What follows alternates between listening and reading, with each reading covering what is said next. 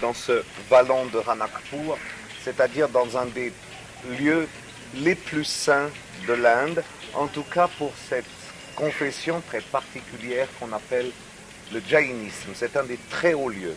En fait, il y a deux très hauts lieux du Jainisme en Inde.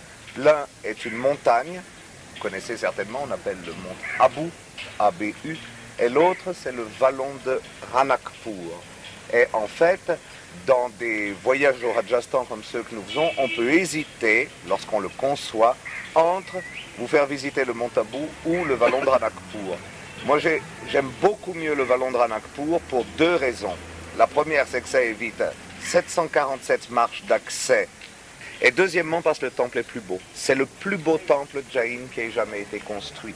L'extérieur, c'est déjà pas mal, mais quand vous serez à l'intérieur, vous aurez le souffle coupé. Ça, j'en suis absolument sûr et je vous le garantis. Alors maintenant, il faut que je vous pose une question. Est-ce que vous savez ce que c'est que le jainisme? Est-ce que vous voulez que je vous en parle? Est-ce que vous ne savez rien du tout? Tu sais rien. Alors, peut-être qu'ici, je vais vous parler un peu du jainisme. Puis quand nous serons dans le temple même, je vous parlerai de celui qui est plus en détail de celui qui est le fondateur de la doctrine. Et puis, je vous parlerai bien sûr du temple. Je vais vous parler d'abord du jainisme. Le jainisme est une doctrine religieuse qui ressemble beaucoup au bouddhisme. Le jainisme a pourtant une différence fondamentale avec le bouddhisme. Si vous voulez, ses buts sont les mêmes. Si vous voulez, ses aspirations sont les mêmes, mais les voies d'accès sont différentes. Alors, pour le bouddhisme comme pour le jainisme, l'important est d'arriver par soi-même à un détachement du monde suffisant pour échapper au monde, échapper aux misères du monde, échapper aux tristesses du monde, et arriver à un tel degré de sérénité qu'on échappe même au cycle infini des réincarnations. Donc arriver au fond à monter si haut par sa sagesse qu'on échappe à la mécanique cosmique qui régit toutes les autres religions du monde et toutes les autres créatures du monde. Donc ça c'est le but si vous le voulez. Mais la différence fondamentale entre bouddhisme et jainisme, et vous allez voir elle est très importante et très intéressante, c'est que le bouddhisme prétend y arriver par une sagesse intérieure, si j'ose dire, comprise, assimilée. Vous devez arriver à prendre un enseignement, vous devez arriver à le faire vôtre, au point que vraiment c'est toute votre âme qui, comme d'un seul élan, s'envole. Il y a quelque chose de très personnel dans le bouddhisme. Il y a une recherche qui est très profondément intériorisée dans le bouddhisme. Ça vous comprenez? Oui. Tandis que dans le jainisme, il suffit d'observer les règles et de bien les observer et vous arrivez au même résultat. Autrement dit, le bouddhisme vous implique directement, le jainisme, non. Le bouddhisme exige de vous un travail profond sur vous-même, le jainisme exige l'observance à un certain nombre de règles et de lois et de rites. Surtout ce que vous devez retenir au point où nous sommes, c'est que bouddhisme et jainisme sont donc deux religions spiritualistes qui à la base sont plutôt deux philosophies à proprement parler que deux religions constituées, mais l'une a prétendu rester une philosophie en ceci qu'elle implique chacun de vous pour ce qu'il est. Chacun a au fond son bouddhisme, chacun a sa façon de faire résonner Dieu en soi, alors que l'autre vous dit, faisant partie de la communauté, si vous accomplissez les gestes qu'on vous dit d'accomplir, vous arrivez aussi à la transcendance. Vous voyez la différence? Elle est absolument fondamentale. Fondamentale. Certains d'entre vous, je pense, ont déjà visité des lieux bouddhistes, de hauts lieux bouddhistes, et on y sent une espèce de respiration, on y sent une espèce de liberté, on y sent une espèce de sourire, pour ainsi dire. Vous allez pénétrer dans un lieu jain, c'est sublimement beau, mais alors qu'est-ce que c'est pas respirant, qu'est-ce que c'est pas libre, et qu'est-ce que c'est pas serein, vous allez voir. Le temple est organisé avec une rigueur absolument extrême, les gestes des fidèles sont organisés avec une rigueur extrême, l'observance des lois est une observance stricte. Alors, à quoi reconnaît-on un bouddhiste, à quoi reconnaît-on un jain? Un bouddhiste ne se reconnaît à rien du tout, en fait. Un bouddhiste peut être ce qu'il est, comme il veut être. Alors qu'un jain, vous le reconnaîtrez immédiatement. Un jain, d'abord, n'est vêtu que de blanc. Le blanc est la seule couleur tolérée chez les jains. Donc, si vous voyez des gens en blanc ensemble, c'est une communauté jain, c'est un pèlerinage jain ou ce sont des jains. tout simplement, vêtus de blanc, point 1. Si ces Jains sont rigoristes, ils porteront un masque sur la bouche. Parce que, en fait, l'une des bases fondamentales de la pensée Jain, c'est la base de la non-violence. Il est interdit, de quelque façon que ce soit, d'exprimer sa violence. On ne peut pas faire de mal à l'autre, ni verbalement, ni physiquement. Bon, c'est un merveilleux principe, un des plus beaux de l'Inde, qui s'appelle le principe de Ahimsa. Vous avez peut-être entendu ça. La non-violence. Vous savez, quand Gandhi a commencé à réunir autour de lui l'opinion indienne, il a compris que la religiosité fondamentale de l'Indien exigeait de lui qu'il aille prendre un peu dans toutes les religions de quoi faire passer son message.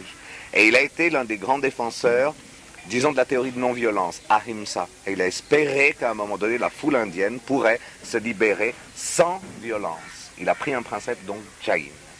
Je veux dire, je m'éloigne de mon masque blanc, j'y reviens. La non-violence, ça veut dire ne pas faire de mal à son voisin, ne pas faire de mal au petit chien, ne pas faire de mal à tout ce qui peut être vivant, et donc digne de vie. Mais ce principe-là a été épouvantablement durci le jour où, hélas, on a découvert les microbes. Parce que les microbes sont des êtres vivants. En conséquence de quoi, le Jain porte un masque sur la bouche pour ne pas absorber de créatures petites ou même microscopiques. Et un Jain pur est vêtu de blanc, porte le masque et promène devant lui un balai, toujours. Il marche avec un balai devant lui pour éloigner tout ce qu'il pourrait écraser. Un Jain pur est vêtu de blanc, porte le masque, a le balai, mais en plus de ça observera des lois qui sont absolues, comme par exemple ne jamais allumer de feu, parce que le feu détruit, et ne jamais éteindre de feu, parce que c'est détruire le feu. Vous voyez? Donc ne jamais allumer et ne jamais éteindre de feu. Pour un pur, pour un dur, disons. Ne jamais se promener la nuit, parce que bien sûr que la nuit on ne voit pas, donc on pourrait, oui, par exemple, mais encore mille et mille choses, mais je ne vais pas rentrer peut-être dans trop de détails, j'essayais simplement de vous montrer combien en fait, ces principes même de base sont des principes rigoristes, très rigoristes. Ça, c'est la première constatation que je voulais que vous fassiez. Naturellement végétarien, Seigneur Dieu. Végétarien, résolument. Et même certains Jains, durs, sont végétariens, mais sans jamais manger de racines et sans jamais manger de fruits, parce que la racine est source de vie et le fruit est résultat de vie. Donc ils mangent des tiges et des feuilles. Ça, c'est le point le plus dur, si on veut. Mais c'est important à voir, ça. Alors tout cela, bien sûr, une raison d'être fondamentale, et cette raison d'être fondamentale est la suivante. Dieu, l'être suprême, n'est pas comme dans toutes les autres religions du monde, un être circonscrit avec un visage, un nom et un génie particulier. Dieu est absolument partout. L'âme de Dieu est en moi, en vous, dans le chien qui aboie derrière, mais aussi dans les grains de sable, mais aussi dans l'air, mais aussi dans l'eau. C'est ce qu'on appelle un panpsychisme. Vous connaissez peut-être l'expression. L'Esprit de Dieu est en tout. Et c'est cet Esprit de Dieu qu'il ne faut jamais atteindre, toucher, spolier, souiller. C'est la raison d'être fondamentale, disons, de toutes les règles que j'expliquais tout à l'heure. Le Jain n'est libre en rien. Il doit obéir. Il y a cette notion d'obéissance qui est tellement importante. Il se trouve que les premiers Jains, dès le IIIe siècle avant Jésus-Christ, et même peut-être dès le IVe, ont été recrutés parmi les classes marchandes, donc les classes les plus riches de l'Inde. Si vous renoncez à l'église Jain, je dis église, il faut se comprendre, ecclésia aux sciences grecques, si vous renoncez, disons, au jainisme, par exemple un mauvais mariage, un mariage avec une non-jain, vous renoncez du même coup à vos biens terrestres. Si votre papa possède une Rolls et 3 manufactures de bijoux, plus 4 raffineries de pierres précieuses à Delhi, je vous assure que vous restez Jain. Les grands marchands de l'époque historique, ceux qui ont au fond financé les grandes œuvres des Maharajas, ceux qui ont prêté l'argent pour, je ne sais pas, le fort d'Udaipur, ne serait-ce que cela, sont presque toujours des Jains. Presque toujours. Et presque toujours les princes de l'Inde les ont repoussés sous prétexte d'hindouisme pur et dur. Donc ils ont un statut qui est très comparable à ce qu'a été le statut des Juifs dans notre Moyen-Âge et notre Renaissance. Une énorme place, un énorme rôle, mais toujours repoussés en marge, toujours. Et leurs grands lieux sont retirés de tout, il n'y a qu'à voir, n'est-ce pas? C'est la religion de loin la plus savante de l'Inde. Je veux dire, c'est certainement celle qui a donné lieu aux écrits les plus nombreux, aux textes les plus nombreux, aux traités les plus nombreux, aux exégèses les plus nombreuses, aux hagiographies les plus nombreuses. Et c'est incroyable. La littérature jaïne, la littérature spirituelle, remplit des bibliothèques entières. C'est énorme. Et de nouveau, par ce besoin de tout catégoriser, par ce besoin de tout définir, par ce besoin de donner sa place à chaque chose, à chaque geste, à chaque idée, à chaque intention. Il y a d'admirables, par exemple, d'admirables manuscrits spiritualistes jaïnes. Admirables, avec des miniatures admirables, admirables. Ça a donné lieu à des œuvres d'art qui sont absolument extraordinaires. L'UNESCO a fait paraître en fac-similé d'ailleurs une vie de Mahavira. Le fondateur dont je vous raconterai l'histoire un peu en détail, c'est un des plus beaux ensembles de peintures du XIIe siècle qu'on puisse imaginer. C'est superbe. Il y a un amour de l'étude, un amour du livre, un amour de la connaissance, un amour de l'art aussi, qui est extrêmement marqué chez les Jaïns. Ce temple de Ranakpur a été offert de la première à la dernière pierre par un marchand. C'est le cadeau d'un marchand. Et ce marchand a donné à l'architecte le devoir, s'il voulait être payé et bien payé, de faire ça en 2 ans. Et ça a été fait entre 1433 et 1434, en 2 ans. Pour l'instant, c'est déjà fabuleux dehors. Mais quand vous allez voir l'intérieur, je ne sais pas comment ils ont travaillé, je ne sais pas. C'est fabuleux. Donc c'est vous dire, il y a une puissance, il y a une volonté qui est absolument étourdissante. Ils s'habillent de blanc. Leurs temples sont donc blancs. Ils ont donc privilégié le marbre, qui est pour eux la pierre des pierres. C'est la plus pure, c'est la plus vierge, c'est la plus parfaite qui soit. Les superlatifs sont pauvres, vous êtes d'accord? C'est hallucinant, absolument hallucinant. C'est une architecture extraordinairement savante d'ailleurs, très très complexe de plan, très complexe aussi de conception, mais servie par un style d'un tel luxe et d'une telle splendeur que, vous êtes d'accord, jusqu'ici vous n'avez jamais rien vu de comparable. Et vous ne reverrez jamais rien de comparable, à moins d'aller à Montabou, où vous avez d'autres temples qui peuvent à peu près être comparés à celui-ci, mais à mon avis en moins pur. Celui-là me paraît être le chef-d'œuvre des chefs-d'œuvre de l'architecture jaïne. Mais vous voyez qu'il n'y a pas un pouce, il n'y a pas un millimètre qui ne soit taillé, et on n'a pourtant pas l'impression ni de lourdeur ni de mièvrerie, une fois de plus. C'est-à-dire cette conception est tellement rigoureuse, et en fait tellement simple, tellement lumineuse, qu'au fond elle exorcise complètement le bavardage architectural. J'entends, on a vraiment un sentiment de très très grande plénitude devant un lieu comme celui-ci. Il n'y a qu'une chose peut-être qui vient gêner, c'est la surabondance de lustres en cristal de Bohême qui sont réunis partout et bâchés. En effet, il faut quand même le savoir, la très grande prospérité de la communauté jaïne ne les amène pas forcément au bon goût. J'entends pour eux, plus c'est cher, plus c'est digne de Dieu. Et par là même, on a dans les temples jaïnes, par exemple, dans d'autres temples jaïnes, par exemple, non seulement cette surabondance de lustres de salons, mais aussi, par exemple, une surabondance d'horloges, de morbiers, de trucs absolument invraisemblables, provenant bien entendu de l'étranger, provenant de contacts commerciaux, et qui en fait déparent terriblement ces temples. À l'origine, en effet, les lumières de Ranakpur étaient assurées par des lampes à multiples bras, bien entendu, à huile, mais en bronze noir. Et c'est vrai que ces lampes noires, dans tout ce blanc, devaient être absolument extraordinaires. Hélas, aujourd'hui, l'ambiance est un peu compromise par ce petit côté un tout petit peu trop, si j'ose dire. Alors, avant de vous mettre dans un petit coin pour qu'on parle plus en détail de Mahavira, je vais vous orienter sur la conception du temple, donc je me mets un petit peu au milieu de vous. Le temple est conçu selon ce qu'on appelle en Inde un mantra. Mantra veut dire en fait dessin sacré ou emblème sacré au sol.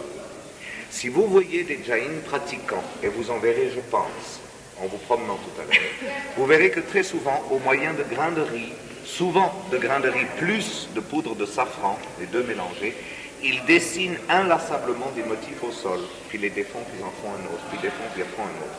Ce sont les mantras sacrés dont l'exercice, en fait, vous amène à la méditation, à la contemplation et éventuellement à l'illumination. Vous me suivez? cette idée du mantra est une idée indienne, pas forcément jaïne. Les hindouistes le pratiquent, moins, mais ils le pratiquent. Les bouddhistes l'ont pratiqué, moins, mais ils l'ont pratiqué. Les jaïnes, par contre, le pratiquent quotidiennement. Ces dessins au sol, ces mantras au sol sont d'une importance absolument capitale pour eux. Alors le temple est à lui seul un mantra, un dessin par terre. En fait, c'est une roue. Au centre, une sorte de grand moyeu est marqué par un certain nombre de chapelles contenant les images des saints jaïnes. Et de ce moyeu central partent des rayons, aboutissant chacun à une chapelle ou à un sanctuaire annexe. Celui-ci en est un, par exemple. Celui-là en est un. Là-bas, vous en avez d'autres. Vous me suivez toujours? Des chapelles, donc, qui contiennent de nouveau une ou plusieurs statues de ces fameux saints dont je vais naturellement vous parler plus en détail. Et la symbolique jaïne est telle que, est tellement rigoureuse que, pour accéder à ces rayons depuis le moyeu central, on passe en alternance par des passages au clair et des passages à l'obscurité. Je veux dire, il y a des passages qui sont sous le ciel, par exemple là-bas, comme vous voyez bien, et des passages qui sont des passages couverts. Donc, il y a la révélation et la non-révélation. Vous voyez symboliquement ce que je veux dire par là? Et donc, en faisant l'exercice, car c'est de nouveau une espèce d'exercice de piété, de ces rayons autour du moyeu central, donc de ces passages du clair à la lumière, du clair à la lumière, de la connaissance au non connu, si vous voulez, le jaïn apprend, au fond, la mécanique universelle, par là même la mécanique divine, par là même il s'empreint assez de ce panpsychisme dont je vous parlais tout à l'heure, pour devenir en fait lui-même esprit pur. Donc il y a toute une démarche dans l'utilisation même de ce temple. On l'utilise exactement comme le doigt qui trace le mantra au sol dont je vous parlais tout à l'heure. C'est la même chose. Il y a tout un périple obligatoire qui vous amène en fait à cette fusion avec Dieu, c'est-à-dire cette fusion avec le cosmos. Alors maintenant je vais donc reprendre le jaïnisme historiquement parlant, c'est-à-dire vous parler plus en détail de la vie de son fondateur et créateur, ce qui m'amènera ensuite à sa conception du monde, ce qui m'amènera ensuite à redéfinir rapidement le temple par rapport à cette conception même du monde, ce qui m'amènera ensuite à me taire et à vous laisser vous promener. Non seulement il faut que vous tourniez autour du moyeu central, parce que là sont les belles sculptures, mais aussi il faut que vous essayiez de voir autant que possible de ces sanctuaires annexes. Il faut que vous regardiez les colonnes, il faut que vous regardiez les plafonds, il faut que vous regardiez les coupoles, parce qu'elles sont absolument hallucinantes. Et quand tout ça sera fait, il faudra encore vous montiez sur les terrasses, parce que les terrasses permettent d'avoir sur la région une vue qui est absolument splendide, il faut bien le dire. Alors, le fondateur du jaïnisme, car il y en a un, aussi historique que le Bouddha, donc un personnage tout à fait de chair et d'os, s'appelle Mahavira. Ça s'écrit M-A-H-A-V-I-R-A. Et chose assez extraordinaire, cet homme a eu une vie terrestre qui correspond quant à ses dates absolument à la vie de Bouddha.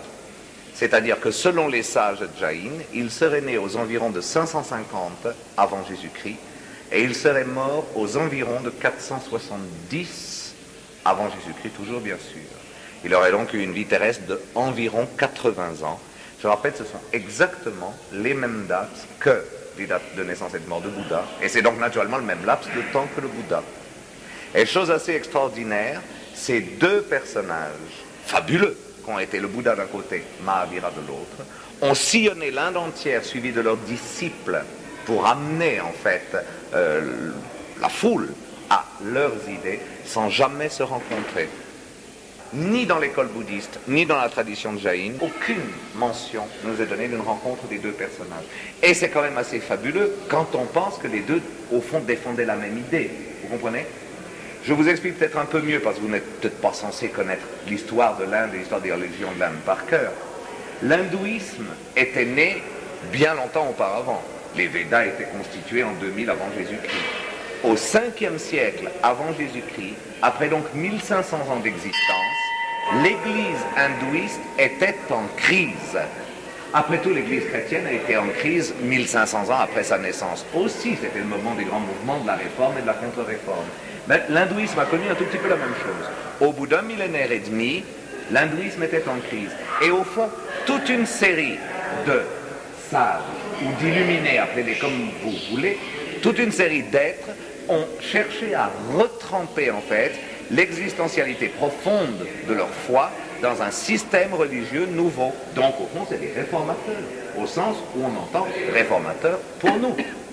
Alors parmi ces réformateurs, certains ont eu un certain succès, comme le Bouddha ou comme Mahavira, donc comme le bouddhisme ou comme le jaïnisme. Mais l'histoire en a entériné beaucoup d'autres. Il y a beaucoup d'autres cas de ces sadhus qui ont essayé de redonner aux foules une spiritualité véritable. Donc au fond, deux, pourrait-on dire, sont sortis du lot de tous ceux qui ont essayé. Comme au fond, nous avons un certain nombre de réformateurs dans notre église chrétienne qui sont parvenus à un certain résultat, mais vous savez, comme moi, qu'il y en a eu beaucoup d'autres dont la recherche a été épisodique, rapide et est retombée ensuite dans l'oubli. Alors, non seulement donc, Mahavira a vécu à la même époque que le Bouddha, mais en plus de ça, ce qui est encore peut-être plus frappant, il a eu au fond presque la même vie. Alors là, il faut que je vous explique un tout petit peu. Comme le Bouddha, Mahavira est né d'un roi et d'une reine. Donc, exactement, tout le monde sait, je pense, la vie du Bouddha vous est familière, ou du moins j'espère, familière peut-être pas au jour près, mais enfin qu'on se comprenne. Les grandes lignes, vous les savez. Donc, comme le Bouddha, Mahavira est né d'un roi et d'une reine. Le père de Mahavira s'appelait Siddhartha. La mère de Mahavira était la princesse Trichala. Comme le Bouddha, ce sont les dieux qui ont envoyé dans le ventre de la mère un œuf préparant en fait une naissance divine. Donc au fond, ils étaient prédestinés. Bouddha et Mahavira sont des êtres mythiquement prédestinés. Vous me suivez bien? Il y a d'ailleurs même concernant Mahavira une chose extrêmement curieuse. Les dieux ont commencé par mettre cet œuf dans le ventre d'une brahmane, dans le ventre donc d'une fille de famille prêtre. Puis ils ont changé d'avis et ont déplacé cet œuf et l'ont mis dans le ventre d'une femme kshatriya, c'est-à-dire guerrière et reine. Vous comprenez ça? Le fait au moins. Alors c'est très intéressant comme idée théologique parce que ça nous montre bien que le jaïnisme, déjà à son origine, a cherché à se distinguer du bouddhisme. Le bouddhisme est purement spirituel et purement religieux, donc brahman si vous le voulez, tandis que le jaïnisme veut bien montrer qu'il est non seulement religieux, mais aussi temporel.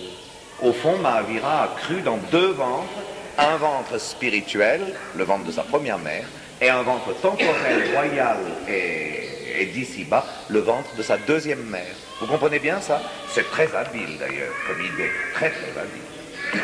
Mahavira est donc né, il a eu l'existence privilégiée d'un jeune prince comme le Bouddha, il a eu la puberté avec fête d'un jeune prince comme le Bouddha, il a été marié comme le Bouddha, il a eu un fils comme le Bouddha. Exactement la même histoire.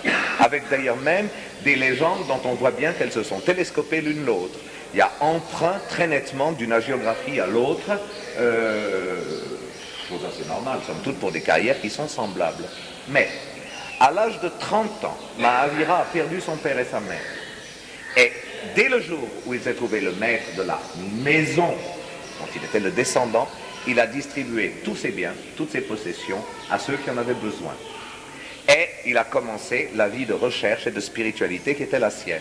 Alors là, c'est la première différence fondamentale avec le Bouddha, puisque le Bouddha, c'est beaucoup plus jeune qu'il a reçu par expérience, et expérience choc, pourrait-on dire, l'idée de l'injustice du monde, donc le besoin de réparer cette injustice du monde. Vous me suivez? Mahavira, au contraire, lui, véritablement, a attendu un âge adulte et même avancé, 30 ans, au 5e siècle avant Jésus-Christ, c'est un homme plus que mûr, je me permets de le rappeler. Donc, à ce moment-là, commence sa carrière. Et, pour en donner uniquement les grandes lignes, mais les lignes qu'il faut savoir, ayant tout donné, au fond, il renaît. On peut appeler ça la renaissance de Mahavira. D'accord? 13 mois après être ainsi rené.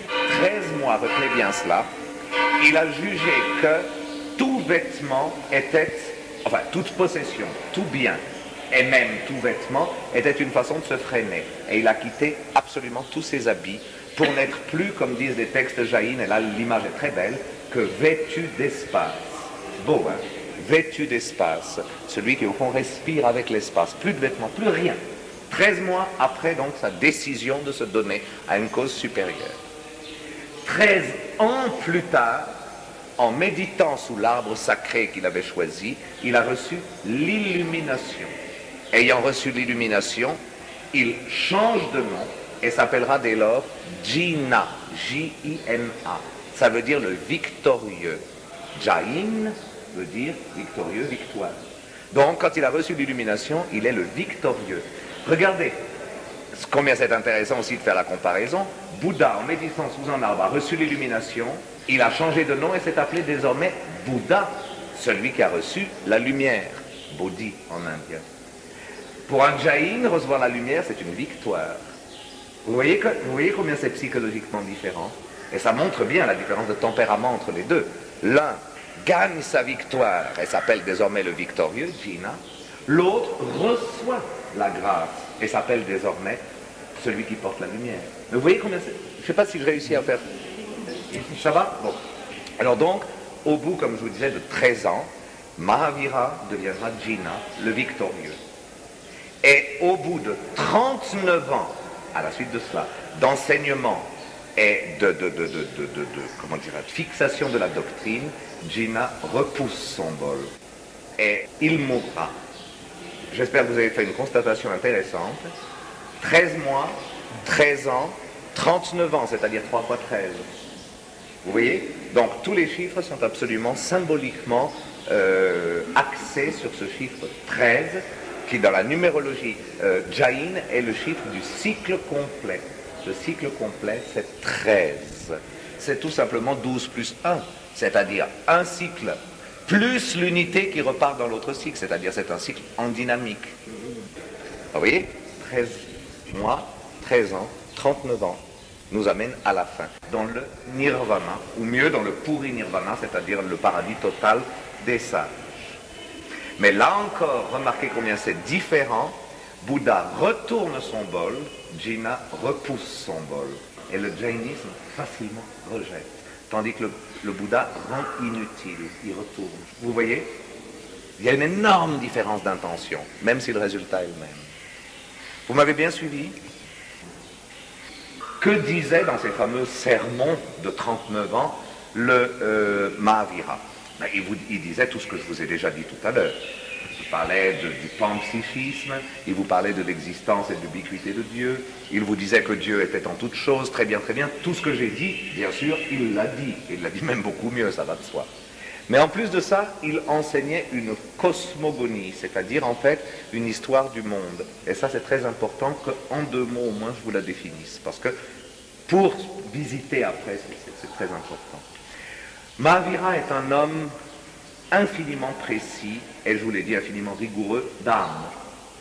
Donc sa cosmogonie est une des plus précises qui soit. En fait, l'histoire du monde est sans début et sans fin. Elle est absolument infinie et éternelle.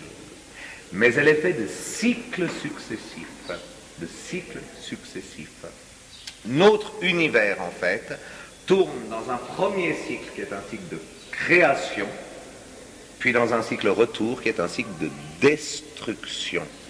Et chacun de ces cycles dure à peu près 40 000 ans. 40 000 ans de création, 40 000 ans de destruction.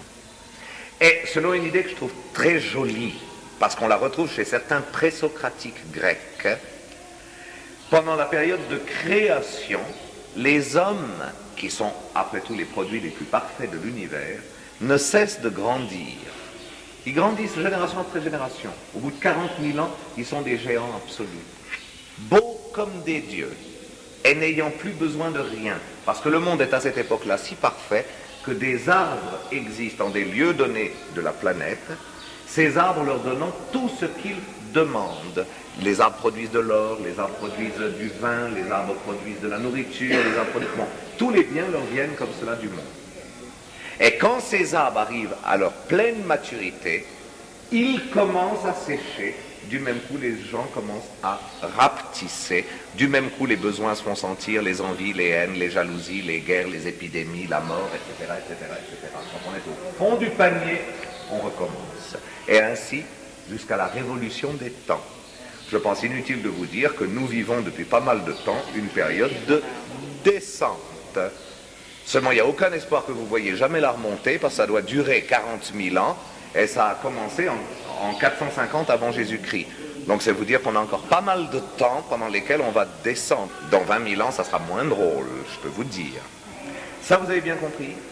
Alors, dans les deux périodes de montée comme de descente, les dieux, ou plus exactement Dieu, ce Dieu de partout, donne aux humains la grâce de leur déléguer une sorte de Messie, un être omniscient, un être parfait, un être qui sait. Et cet homme révèle aux êtres quelles sont les limites de leur pouvoir en moment montant et quelles sont les limites de leur misère en moment descendant. Au fond, ces personnages-là sont des espèces de sages qui viennent essayer de normaliser l'ascension et la descension du monde. Ces êtres-là portent un très beau nom. On les appelle les Tirthankara. Ça se traduit en français, et c'est très très beau même en français, c'est les passeurs de guet. C'est très beau comme idée dans le sens que la vie est un grand flot, il faut simplement savoir la traverser. Donc les passeurs de guet sont là pour vous guider au moment où vous traversez le monde. Il y a 12 Tirthankara au moment montant, 12 Tirthankara au moment descendant. 24 Tirthankara donc font un cycle absolument complet. Il y a eu des cycles du passé, il y aura des cycles du futur. À l'heure actuelle, l'église Jain reconnaît 72 Tirthankara, c'est-à-dire 3 fois 24. Un cycle du passé, un cycle du présent, et le cycle du futur qui est déjà révélé aux sages. Vous avez bien suivi?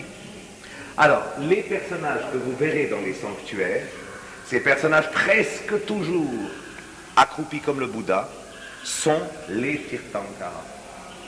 C'est ceux-là que les Jains révèrent. Je ne dis pas adorent, puisqu'ils adorent un Dieu qui est bien au-delà, mais ils les révèrent un peu comme des saints.